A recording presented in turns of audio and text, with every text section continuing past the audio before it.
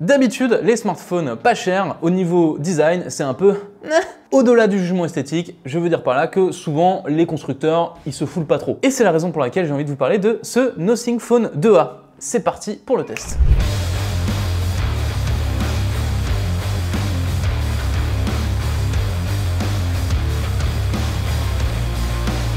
Et pour ceux qui n'ont rien suivi, c'est une marque fondée par des anciens de OnePlus et basée à Londres. Ils ont commencé par des écouteurs qui s'appellent les Ear One, maintenant ils font des smartphones et tous leurs produits ont un point commun, un jeu sur la transparence. Pour les smartphones, ils vont un peu plus loin que sur les écouteurs parce qu'il y a toujours ce petit jeu avec les LED. Ah merde, c'est éteint.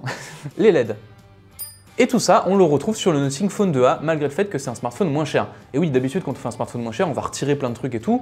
On aurait pu se dire, les LED, bon, ça va sauter, la transparence, ça coûte cher. Bah non, ils ont essayé de garder cette identité. On retrouve donc un dos en transparence, où on va voir différents éléments du smartphone qui sont un petit peu stylisés quand même, c'est pas brut de décoffrage. On a par exemple ici une petite nappe qui va relier la carte mère qui se trouve en haut du téléphone à la partie basse du téléphone, où il y a le contrôleur USB, etc. Du coup, ça fait une petite vaguelette et c'est censé rappeler la carte du métro de New York. Bon, moi, j'ai pas forcément la ref, mais je vous l'affiche à l'écran, voilà, c'est un peu ça l'idée. On a aussi des vis apparentes, on a un jeu sur l'asymétrie. Le but, c'est vraiment de casser le côté très monotone des smartphones classiques. Et globalement, ils y arrivent plutôt bien. On trouve ça aussi, par exemple, sur le bloc photo, qui change un petit peu de l'ordinaire. Déjà par le fait que il est complètement séparé de la partie basse du téléphone, il y a vraiment une ligne de démarcation. Et ensuite, il y a un côté un peu robot, voire Wall-E. Il y a des gens qui voient Wall-E là, un petit peu comme s'ils vous regardaient. Là aussi ça se démarque et surtout pour Nothing, ça permet de sortir du côté on fait des smartphones qui ressemblent à des iPhones. Les anciens Nothing, on leur disait beaucoup on dirait vraiment des iPhones, etc. Je crois qu'ils en ont eu marre, donc ils ont dit allez, on déplace le bloc photo, on le met au milieu, on fait quelque chose de complètement différent. Autour du bloc photo, on va retrouver les fameuses LED. On en a un petit peu moins que sur les Nothing un peu plus chers. Là, on n'a que 3 zones en tout, avec 26 LED cachés dans ces 3 zones. Pour la petite histoire, c'est un peu moins que les 33 LED du Phone 2, mais c'est un peu plus que le Phone 1 qui n'en avait que 12. Ça va? Bon bref, on s'en fout. L'important c'est que c'est cool d'avoir gardé ces LED parce qu'on peut faire plein de choses inutiles et donc parfaitement indispensables avec. Mais ça, je vous en parle un peu plus loin dans la vidéo. On l'a dit, le but de tout ça, c'est évidemment de se faire remarquer. Mais ce qui est rigolo, c'est qu'il y a quand même 2 coloris et il y a un coloris noir qui lui est beaucoup plus discret. Moi je trouve quand même que sur le coloris blanc c'est un peu plus réussi. On est un peu plus dans le côté m'as-tu vu qui est totalement assumé sur ce smartphone. Et d'ailleurs on l'a dit en intro, mais le Nothing Phone 2A il ne se démarque pas que sur son design mais aussi sur son prix. Tiens d'ailleurs, à votre avis, combien coûte ce téléphone? Marquez-le en commentaire, je vous réponds en fin de vidéo. Tu vas pas leur répondre à tous. Si, un par un. Si vous le marquez en commentaire, vous aurez un commentaire de Titon Gourlin, @78 machin.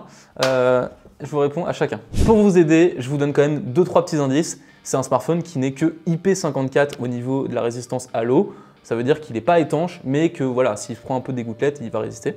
Et en plus de ça, le dos transparent, c'est du plastique, c'est pas du verre. Bon, on a beaucoup parlé design, passons maintenant à l'interface, parce que c'est un autre point qui permet vraiment au Nothing Phone de se démarquer. Ils ont une interface à eux qui s'appelle Nothing OS 2.5 et elle a une grosse particularité, regardez, elle est complètement monochrome. C'est le premier point vraiment intéressant, ça permet d'avoir une interface, vous savez, qui va un petit peu moins chercher à capter votre attention avec des couleurs vives dans tous les sens, etc. On a quelque chose d'un petit peu plus élégant, un peu plus peut-être glam, un peu plus mode, c'est un peu ce qu'ils essayent de faire, avec des petits pointillés partout. Voilà, ils recherchent une esthétique qui est vraiment à eux, et on aime ou on n'aime pas, mais on va dire quand même qu'ils arrivent encore une fois à se démarquer du reste et on a vraiment une identité Nothing OS. Pour ce qui est des mises à jour, c'est très correct. On a 3 ans de mise à jour Android et 4 ans de mise à jour de sécurité. Franchement, c'est un suivi qui n'est pas du tout scandaleux. L'autre point que je trouve très intéressant avec Nothing OS, c'est qu'ils ont toute une réflexion sur les widgets. À première vue, ça paraît un peu loufoque comme ça, mais en fait, c'est quand même très bien pensé. L'idée, c'est qu'ils ont créé vraiment toute une myriade de widgets que vous allez pouvoir mettre sur votre écran d'accueil. Ils respectent évidemment le côté monochrome. Et pour l'avoir fait moi-même, à terme, ça va faire que vous allez avoir une utilisation de votre smartphone un petit peu différente. Moi, à chaque fois que j'ai utilisé un Nothing Phone, je me suis retrouvé à plus du tout aller dans le tiroir d'applications, chercher mes applications, etc. Non, toutes les applications dont je me servais tous les jours, très régulièrement, je les mettais sur mon écran d'accueil de façon esthétique, de façon intelligente. Alors, oui, ça fait quelque chose d'un petit peu chargé, mais le côté un peu monochrome et un peu stylé permet de sortir de ce côté trop chargé et d'avoir quelque chose finalement d'assez cohérent et plutôt agréable à utiliser au quotidien. Et pour l'anecdote, c'est le seul constructeur en plus de Google à pouvoir se targuer d'avoir la barre de recherche en bas de l'interface. C'est normalement quelque chose qu'on a que sur les Pixel Phone, et là, on l'a aussi. Et évidemment, dans Nothing OS, un des points qui permet vraiment de se démarquer encore plus, c'est la présence d'un petit menu en plus qui s'appelle Interface Glyph et qui permet de faire tout un tas de trucs rigolos avec, comme ça. On a une myriade de petites options pour le glyph, c'est le nom des petites LED à l'arrière, et c'est vraiment très agréable de jouer avec. Moi, je trouve ça très rigolo. Regardez par exemple, on a des sonneries personnalisées Nothing.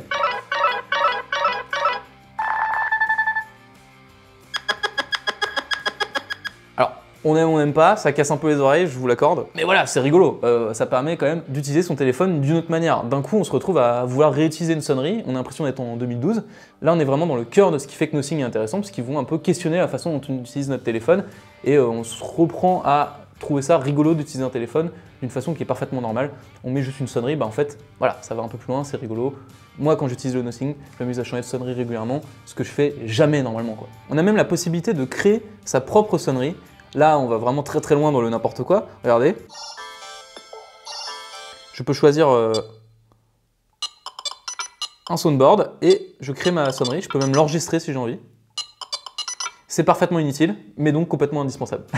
Il faut aussi choisir que ça nous indique le volume du téléphone au dos.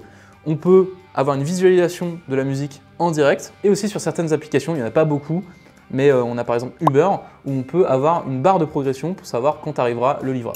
Dernier petit truc un peu cool, quand on le pose sur une table, on peut choisir qu'il passe en mode silencieux.